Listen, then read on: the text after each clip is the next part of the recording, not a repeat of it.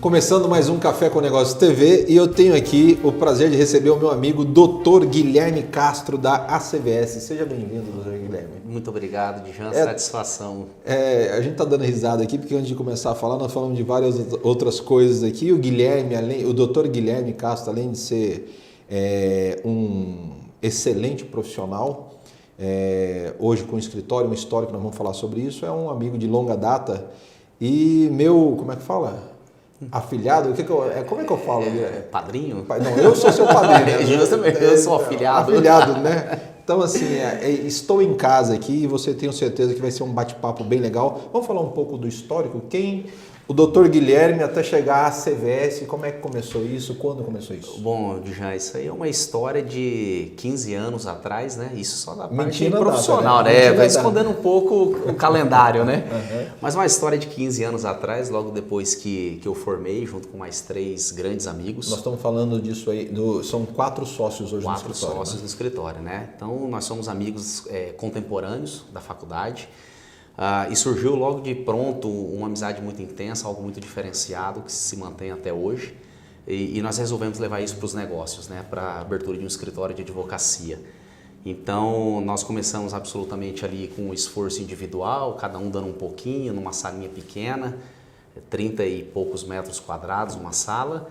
E viemos aí trabalhando com muito afinco, né? Durante esse tempo todo. Qual que é a distribuição, Dr. Guilherme? Qual que é a distribuição? Vou chamar de Guilherme, né? Depois claro, eu vou chamar de Guilherme porque eu estou em casa mesmo, aí depois a gente corrige isso. Guilherme, qual que é a distribuição hoje? Quem faz o quê? Quais são os sócios lá? Vamos falar quais são, apresentar os sócios. Hoje o escritório, pela razão social, até para ir pela ordem, né? É Assis, Castro, Vigo e Sturt Advogados. Não é ordem, a idade fica por último. A idade fica por último sempre, né? Então a gente meio que intercalou ali ocasionalmente. Assis? É o André Assis. Qual que é a área dele? O André hoje é responsável pela concentração das carteiras de grande volume dentro do escritório, certo? Ele atua muito na área de banco, consórcio. Essa carteira é cobrança, é isso? Como é que... Recuperação de crédito, tá. Correto? Enfim, tudo que envolve questões bancárias, mas não só. Sobretudo orientação com relação às formações dos títulos de crédito, algo muito mais profundo que simplesmente recuperar. Isso é com o doutor Assis. André Assis. André Assis, tá. Aí nós temos o doutor José Vigo, correto? Que ele está especializado na área trabalhista e sindical, tá. Atua consistentemente nesses 2 segmentos aí. O Zé, né? O doutor José Vigo, o Zé, ele veio também da área privada e tem uma experiência muito grande na área de RH, né? Fantástica, de RH, conhece profundamente como funciona o RH de uma empresa, de multinacional, inclusive. Ele passou por uma situação muito complicada, inclusive, né? Naquela demissão em massa que ele teve junto, né, da Kepler. Da Kepler Weber, né? Na verdade, ele participou do processo inteiro, né? Inteiro, até o final. E quando ele formou, ele pediu o desligamento da empresa justamente já para vir para o escritório, que nós já tínhamos o projeto. Ou seja, viveu intensamente tudo aquilo que aconteceu na crise do agronegócio. Tem muita experiência na área, né? Conhece profundamente. Falar do Dr. André Stewart. Qual que é a área dele? André Stewart hoje atua na área criminal, correto? Mas não só essa questão dos crimes que nós estamos mais acostumados com o dia a dia, né? Furto, homicídio, essas coisas, júri, mas tem tido uma penetração muito grande, algo inovador, inclusive nos grandes mercados, que são os crimes empresariais, né? Então, hoje, dentro de grandes corporações, fraude empresarial, diretor dentro de uma empresa... Está muito ligado ao compliance, então. Muito ligado ao compliance. Então, ele tem tido uma atuação muito consistente nesses crimes empresariais, isso na atividade privada. E muito também dentro da atuação de crimes chamados de colarinho branco, né? Gestores públicos, Isso vem aumentando, né, essa questão do cerco ou da visibilidade ou do espanto. Isso não está sendo mais aceito, né, doutor Guilherme, como era antigamente, né? Parece que está mais exposto, né? Dijan, eu acredito que as redes sociais, a internet, esse avanço, esse ambiente democrático, plural, todo mundo tem acesso basicamente hoje, né? poucas pessoas ainda não têm acesso à rede, internet, mas isso acaba expondo muito, né? As coisas, aquelas notícias que antigamente demoravam anos para chegar, hoje aconteceu do outro lado do mundo, em 30 segundos está no seu celular. Ou às vezes a notícia nem existe, ele já cria uma notícia. Já vem antes mesmo, né? Querendo que aconteça, né? Aquilo, seja bom ou ruim. News, enfim. Mas olhando o mercado, estou dizendo assim, como consumidor, o consumidor também olha para as empresas, aquelas empresas que estão de acordo com a sustentabilidade, são corretas, o consumidor começa a olhar com outros olhos, né? Ela começa a fazer eu não vou consumir dessa empresa X porque eles teoricamente pisaram na bola com isso ou fizeram, sonegaram com aquilo, isso também suja a imagem da empresa, né? Com Hoje certeza. mais do que nunca. Tem uma influência muito evidente com relação a essas condutas. Principalmente por conta das redes, né? Por causa das redes. Eu acredito que a tecnologia, ela mudou muito, viu? Mudou E o Dr. Guilherme Castro é mestre em Direito Tributário pela PUC e autor de livros e artigos científicos. Perfeito. Essa questão do tributário, já entrando nessa questão, por que tributário, Guilherme? Djan, quando você entrou lá, tinha aquele monte de coisa para você escolher. Por que tributário, né? Todo mundo chama, você é louco, pelo amor de Deus, o que você vai fazer com isso, rapaz? Isso não é para ninguém, sai fora. Mas acontece que eu tive a oportunidade e a grata satisfação de ter feito estágio num grande escritório de advocacia aqui do estado de Mato Grosso do Sul. Esse escritório, o proprietário dele é o Dr. Vladimir Rossi Lourenço, e na época eu tive a oportunidade de trabalhar com grandes advogados. Foi presidente da OAB? Fui presidente da OAB. Eu fui justamente estagiário dele na época que ele era presidente da OAB, né? Eu fiquei praticamente 5 anos com ele dentro do escritório, desde o primeiro dia da faculdade até praticamente sair da faculdade.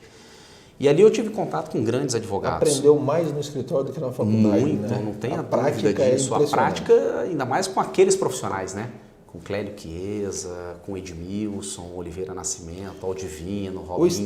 O estágio é realmente determinante na carreira. Eu acredito que na carreira jurídica seja assim, algo fundamental. A universidade ela tem um papel basilar de preparo, correto? Até mesmo porque eu fui professor, né?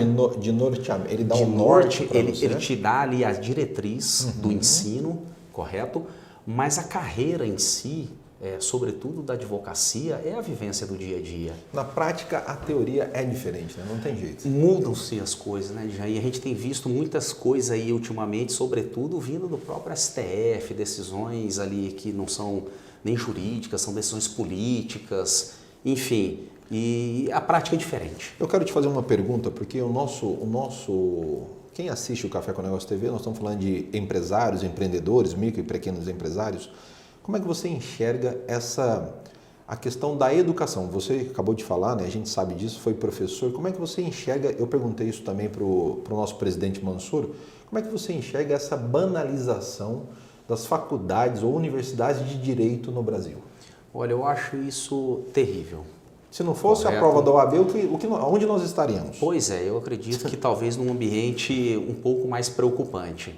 Mas eu acredito que de alguns anos para cá, o ensino jurídico ele perdeu muito. Ele perdeu em qualidade, ele perdeu em carga horária. Virou um comércio, é isso?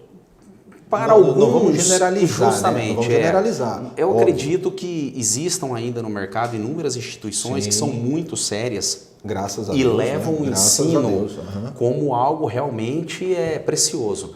Mas, evidentemente, que no mercado existem outras institutos de ensino, aí, universidades, que primam muito mais, talvez, aí pelos resultados. E como que o professor enxerga isso, o professor Guilherme enxerga isso? Eu acho isso muito ruim. Eu tive a oportunidade, Jean, de ser professor da universidade, posso falar, né? Da Universidade, claro. Da Universidade Católica do Depois Bosco. Eu mando o boleto para ela. Depois você manda lá, né, para Elaine, né? Fala, Elaine, olha lá. E eu tive a grata satisfação. Eu lembro, você adorava ir dar aula sábado de manhã. De manhã, na época do mestrado ainda, né? Voltava de São Paulo e ia pro sábado dar aula ainda na universidade. De manhã e à tarde. Mas enfim, é época boa. Eu infelizmente tive que ano passado, no final do ano retrasado, pedi um afastamento da universidade em razão da rotina do escritório, que está muito, muito atribulado, né? Então eu preferi seguir na advocacia e talvez num próximo momento, com um pouco mais de calma. Tranquilidade. Porque virginiano, né, Jean? aquele sentimento de tem que ser tudo muito perfeito. E aí você Você acaba sabe. apecando até na própria saúde, mas vai entregar aquilo que combinou. Né? Justamente. Então, dentro da universidade, da UCDB, um time de professores assim fantástico. A própria universidade ela é preocupada com o conhecimento, correto? Então ali eu tive uma vivência exemplar. E era prazeroso dar aula lá. Até os meus amigos, meus colegas que até hoje dão aula lá, dizem que continua a mesma coisa. Então quando você está dentro de um ambiente desse, que efetivamente a própria universidade te dá retaguarda, te dá respaldo e coloca aquilo como meta, como uma carta de navegação, aí é um ambiente fantástico. Agora, em contrapartida, é terrível você estar num ambiente, numa universidade, por exemplo, que você não tem essa orientação da própria instituição, esse suporte. O foco não é esse, né? O foco é a mensalidade, né? Aí fica muito aí fica muito ruim, né? E, enfim. Fechado. Vamos lá. Falamos sobre escritório, falamos sobre histórico, falamos sobre estágio, a importância do estágio. No próximo bloco, no segundo bloco, vamos falar um pouco mais sobre a questão tributária. Espero vocês no próximo bloco aqui com o Dr. Guilherme Castro da ACVS Advogados.